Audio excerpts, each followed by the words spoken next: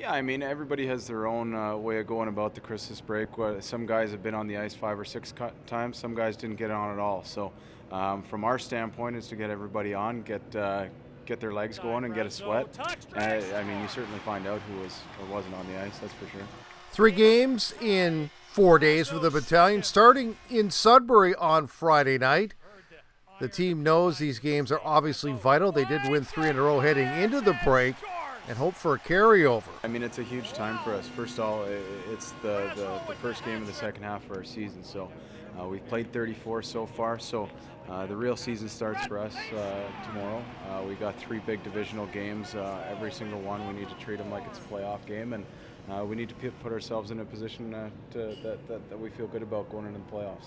First up, Sudbury in Sudbury, a team that embarrassed the Battalion the last time they played in North Bay. The Wolves, no laughing matter anymore. We've got some high picks that are starting to come together. For a couple years, they've had those top-end players that are really now seeming to come into their own. I think you started to see this team take a turn last year towards the end. Last year's their first full year under their new head coach, and I thought he did a really good job with their team, and I think this year's kind of a continuation of that. You get to get all your system in place, your culture in place, and now what we're seeing is a group that's been together now for a full year under that same regime, and yeah, they feel good about themselves. They've got some good players, and they're playing hard.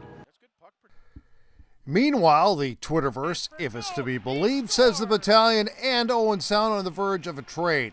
There is the Christmas trade freeze, which is lifted on Friday. Here's what the acting coach had to say about that speculation on Thursday. Yeah, we have a trade freeze until tomorrow morning, so there's nothing that I can discuss. Methinks we'll be calling him on Friday.